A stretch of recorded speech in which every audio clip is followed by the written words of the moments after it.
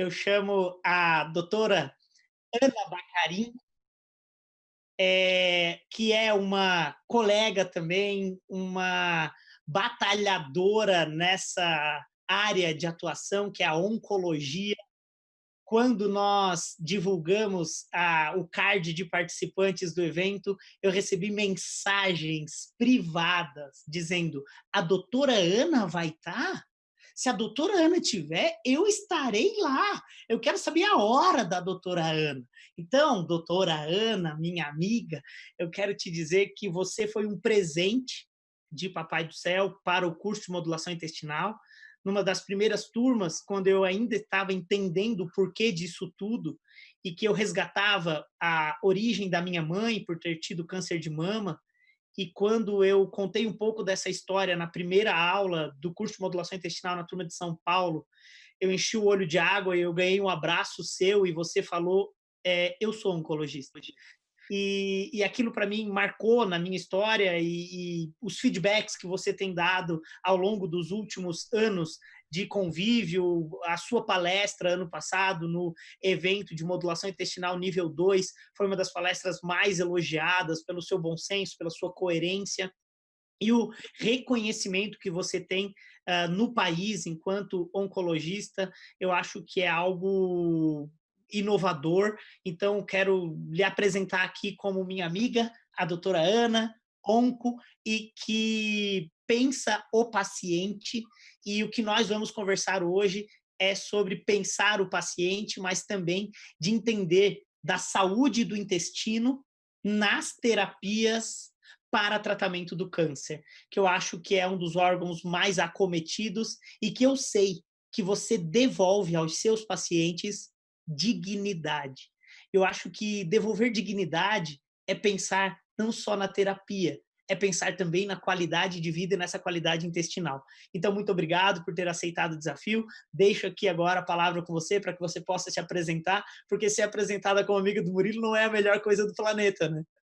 Eu estou tentando me recompor aqui, porque depois dessas palavras suas, assim, toda vez que a gente está junto, toda vez que a gente tem a oportunidade de trocar ideia, é impressionante a conexão que a gente tem, né? Assim, parece que a gente teve um cruzamento assim de ideais mesmo.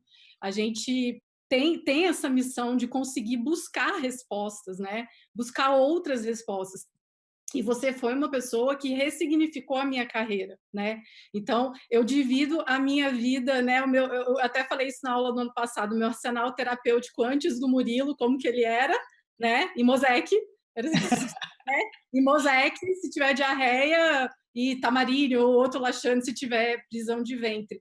E era basicamente esse o meu arsenal terapêutico. Eu não conseguia oferecer nada de diferente para o meu paciente. E se a diarreia fosse crônica, ele teria que usar cronicamente o Mosaic, assim, não teria nada de diferente para fazer.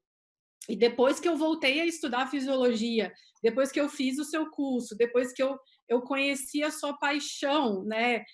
Você passou um pouco dessa paixão por intestino para mim, eu realmente mudei o rumo da minha carreira. E eu acho que é muito importante, a oncologia é uma área extremamente complexa, né? A gente sabe que o tratamento sistêmico, a quimioterapia, a imunoterapia, a terapia-alvo, ela representa um dos pilares de abordagem, né? É muita inocência nossa achar que não tem nada para fazer do ponto de vista fisiológico, né? Em relação à própria saúde do indivíduo e que tanto faz você jogar uma quimioterapia no Rio Tietê ou no Rio Bonito, e que Assim, vai eu ser amo igual. essa sua analogia, eu amo aquele peixinho, eu amo. Mas eu explico isso para os pacientes, né? Isso assim é uma coisa, é só abrir a Nature, né? É só você começar a ler mais Nature, é só você não, né? Se você não ler tanto New England, você vai ler os artigos da Nature, você vai ver que isso é ciência pura. Então não está faltando evidência científica para nada. É só a gente começar a diversificar os jornais que a gente está lendo, né? Então, realmente, assim, obrigada pela sua apresentação, tá? E aí, assim, eu gostaria de falar um pouco da minha prática, né? Exatamente como que era essa questão de antes só utilizar loperamida, né? O que é a loperamida? Loperamida é um agonista dos receptores de opioide do intestino. Com isso, ela reduz a secreção de acetilcolina e de prostaglandinas, e com isso, a gente tem um aumento no tempo de trânsito intestinal. Então, vamos raciocinar. Será que parece boa ideia você deixar um paciente cronicamente com trânsito intestinal lento? É só a gente pensar nisso. Vamos pensar num paciente que está fazendo um tratamento crônico. Vamos pensar num paciente metastático, tá? Então, vou tirar aquele paciente que fez o tratamento com intuito curativo e vou botar o paciente metastático. Por quê? A jornada de tratamento dele, ele vai ser submetido a várias drogas, vai ter efeitos colaterais diferentes e muitas dessas drogas vão cursar com diarreia ou com disfunção do trato gastrointestinal. Se eu deixo o trânsito intestinal desse paciente cronicamente lento, eu estou contribuindo para uma SIBO. Eu estou contribuindo para uma síndrome de supercrescimento bacteriano. Então, eu não posso ter um raciocínio só anatômico, de reduzir secreção, né? De equilibrar a secreção. Eu não posso, eu tenho que entender que existe um universo funcional nesse intestino e que o meu tratamento está causando disfunção. O principal que o oncologista precisa entender não é tratar a disfunção. A gente já tem muita coisa para estudar, muita. Mas ele precisa entender que o tratamento causa disfunção e encaminhar esse paciente para quem está estudando tratar essa disfunção. Aqui no Brasil, a grande maioria das pessoas que tratam isso são os nutricionistas, eles aprendi muito. Hoje eu tenho 2 nutricionistas na minha equipe, porque eu não consegui ficar sem uma, eu chamei a outra, e assim, e às vezes a gente só atende junta, tá? A gente tem um modelo de consulta em dupla, as duas falando ao mesmo tempo. Às Olha vezes que a legal, gente gente. juntas, entendeu? Às vezes entra nutrigeneticista também para ver a questão do exame genético.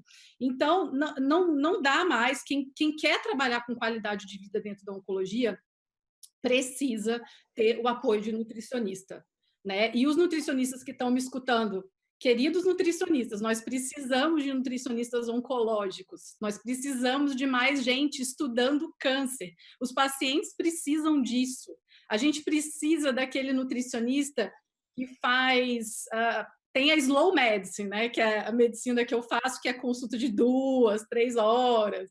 É aquela medicina bem lenta, com consulta longa. E a gente precisa do slow nutricionista, que é aquele nutricionista que vai ficar 2 horas também com o paciente revirando o estilo de vida dele, adequando o cardápio, não só aquele nutricionista hospitalar que está focado mais naquela lida, na correria do dia a dia. Então, nós precisamos. Então, essa questão, por exemplo, a gente voltando para a SIBO, eu comecei a entender a disfunção que eu estava causando no meu paciente prescrevendo uma loperamida crônica. Então, se você pegar um paciente usuário crônico de loperamida, né, o nome comercial aí mais comum é o Mosec, você não vai pegar nenhum paciente que não tenha excesso de gases, que não tenha dor abdominal crônica, que não tenha náusea. Você não vai pegar. E eu não fazia a menor ideia do né, por que isso acontecia. Então, se eu tenho uma SIBO, se eu tenho uma síndrome de crescimento superbacteriano, o que eu tenho? Eu tenho excesso de gram-negativos patogênicos. Os gram-negativos patogênicos liberam LPS, lipopolissacarídeo, causam uma disfunção absurda. Em última instância, o que o lipopolissacarídeo faz? Ele ativa o Toll-like receptor 4 no fígado e piora a resistência à insulina. Gente, uma loperamida mal indicada pode piorar a resistência à insulina do paciente. É uma coisa assim completamente, né, disruptiva para quem tem um raciocínio assim totalmente anatômico, não tem raciocínio funcional nenhum. E aí tu imaginar que a glicose vai sobrar circulante para quem utilizar, e a via metabólica de uso como energia da célula tumoral é a glicose. Então, assim, meu, cara, que raciocínio lindo, Ana. Só posso te agradecer, sabe? Imagina, você que me ensinou, como assim? Agradecer Me ensinou você tudo. colocar isso publicamente, assim, porque é uma coisa que eu, na minha limitação, eu chego a estar arrepiado aqui. Eu fiz uma promessa, né, quando a minha mãe faleceu de câncer, e uma das promessas é que eu ia estudar todos os dias. E eu tenho feito isso, só que chegar lá e melhorar a vida das pessoas foi um caminho que, para mim, eu pensei que seria mais fácil capacitando o maior número de pessoas. E por isso a gente está aqui hoje, publicamente, nesse desafio, sem conflito absolutamente algum, apenas para levar a informação. Porque eu acho que esse tipo de informação é uma informação que ela é simples, fácil, mas, ao mesmo tempo, ela é questionada por outras pessoas, porque sempre vão achar que tem algum conflito e tal. E a gente tem zero conflito, porque a gente quer gerar melhora na vida das pessoas. E você tem um caso de uma paciente que você deu a ela dignidade, que ela conseguiu fazer o caminho de Compostela porque o intestino regularizou, né? Quando você me mandou aqueles áudios, aqueles vídeos, eu confesso que eu chorei muito, eu estava numa fase difícil, eu chorava por qualquer coisa, mas naquela mensagem eu chorei infinitamente mais, porque você conseguiu fazer com que uma pessoa tivesse dignidade de, durante o tratamento quimioterápico, ter um intestino que funcionava bem. E isso foi uma das coisas que mais motivou de você ter sido convidada para o Dia Mundial da Saúde Digestiva, mesmo sendo oncologista, porque eu sei que você pensa nisso, nessa dignidade, nessa qualidade. E o tema deste ano, do Dia Mundial da Saúde Digestiva, é microbiota. E 80% da sua fala foi sobre microbiota. Então, assim, Ana, só gratidão, sabe, a sua abordagem, o seu conceito. Muito obrigado por tudo isso. Eu até separei um slide aqui para poder compartilhar na nossa conversa, Aham. que é um slide que fala de efeitos sistêmicos da microbiota em pacientes durante essa terapia com câncer e tal, e o que pode mudar, quais são os efeitos na microbiota, e que eu fico até com vergonha de mostrar, porque você explicou com palavras simples, em 5 minutos, todo um arcabouço teórico que tem aqui de citocinas e tal. Ana, muito obrigado, muito obrigado. Nós temos 10 a 12 minutos por entrevistado. Eu quero deixar aqui agora para suas mensagens finais e o que você quiser, fique à vontade, a palavra é sua. Não, assim, eu acho sinceramente que a oncologia ela não tem mais como não se subdividir enquanto especialidade. E eu sonho em, quem sabe, né, fundar uma sociedade brasileira, sei lá, de oncologia funcional ou integrativa, eu não sei. Eu acho que não tem nem nome ainda para isso, porque não é exatamente oncologia integrativa, porque a oncologia integrativa ela não foca tanto na parte metabólica, né? E esse raciocínio todo da microbiota, né, de resistência à insulina, todo esse raciocínio envolvendo fisiologia, ele é muito mais complexo. Mas eu acho que a ciência vai se dividir. A ciência ela está mostrando cada vez mais novos caminhos. Não tem mais como ignorar o papel do intestino no paciente oncológico. E eu acho que seria muito interessante que realmente os nutricionistas começassem a se interessar mais para poder apoiar os oncologistas nessa jornada. A gente precisa. Eu acho que, com certeza, né? Nós estamos aqui agora com mais de 1.200 pessoas nos assistindo. Eu não paro de olhar aqui no chat e ver as mensagens. Obrigado, obrigado, obrigado. A doutora Ana é maravilhosa. Parabéns, doutora Ana.